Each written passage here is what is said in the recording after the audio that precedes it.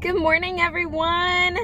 Wanted to come on here really quick and give you guys some tips for preparing your home for a home inspection. So this is once your house is under contract, your buyers are going to schedule an inspection. You know you're going to be putting your house on the market. Go ahead and start doing these things now and not be scrambling the day that you execute a contract on it and you know you're going to have an inspection in 2 to 3 days. So some of the major things that I would want to get addressed is, do you know that you have roof damage, and do you know that you need to file a claim on your roof? If so, go ahead and start that process. Go ahead and get ahead of the inspector and go up there, see if you can see damage.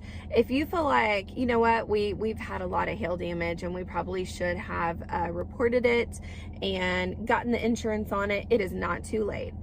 Go ahead and contact your realtor. Have your realtor coordinate a good, local, honest, trustworthy roofing company to meet your insurance adjuster out there, and let's see if the roof needs to be replaced. So getting ahead of that and being proactive with your roof is amazing. That's an amazing start. So another thing you can do is just go throughout the house, see if there's like those little honeydews that you've been putting off. Maybe a light bulb needs to be replaced, toilets need to be tightened down, drains need to be unplugged. If you live with women, you've probably got hair in your bathtub drains or shower drains, or kitchen, bathroom sink drains. Do all of those little things, because the less you give the inspector to write up, the better. It shows that the home has been cared for and well maintained. If he's got to write up a bunch of like really small stuff, it gives the buyers a sense of, wow, these people haven't even been taking care of this home. Like, ugh, it just does not give a good warm fuzzy impression. So in our case, when we're selling our home, we knew that we had a piece of hail hit our master bedroom window. There was a crack there from it, and so we went ahead and were proactive and we had that replaced. We didn't want that to be something that a buyer felt uneasy about. Even though we would have been happy to replace that, it's better to get ahead of it and not give the buyer too many things to have to ask for. So if you've been living in a house for 5 to 10 years, maybe if you're on a septic, if you've got an aerobic septic system, and you're not on city sewer, I would have a company out and just go ahead and have your septic pumped. It gives the buyers a really great feeling knowing you can provide that to them and say, hey, we've already had the septic pump, we've had a roofer come out and evaluate the roof. So staying ahead of the big things is going to pay off so much whenever you are battling those negotiations with the buyer. The inspection report is going to reveal a lot of things, but there will be less things. The more things that you're able to do ahead of time, less that's going to be on the report. So the more you can show the buyer, hey, we've done this, that, and the other, it's just going to give them a better feeling once they get that report back and they see 30 pages of stuff that the inspector did still find.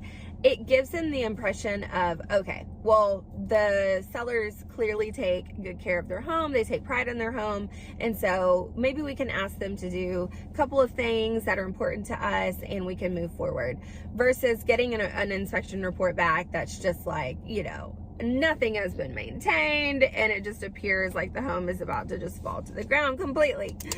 So these are tips that are going to involve you spending a little bit of money up front,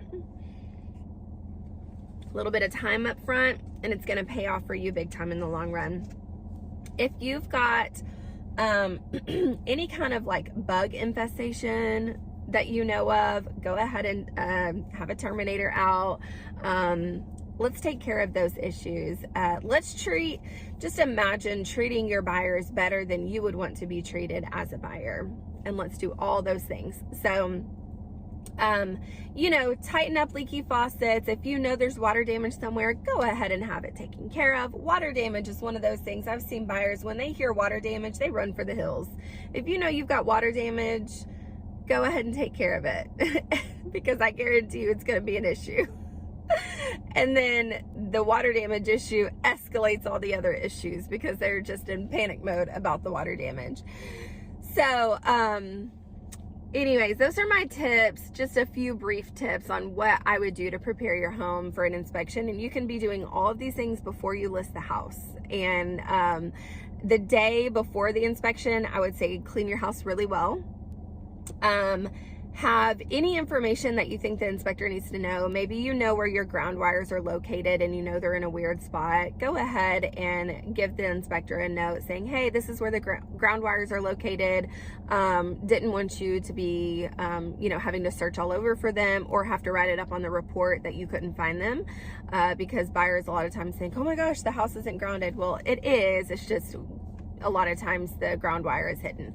So, and if you have just like a couple extra minutes the day that the inspector is coming, leave a bottle of water for him and a nice note, or leave a pot of coffee on for him if it's cold outside. They're going to be spending 3 to 4 hours at your house, and they're usually out in the elements, on your roof, under your house. If you have pier and beam, they're outside of the house, they're inside the house, and in uncomfortable places. They're working hard, and so it would be nice to just offer them a few refreshments while they're there. So just a little Southern hospitality goes a long way.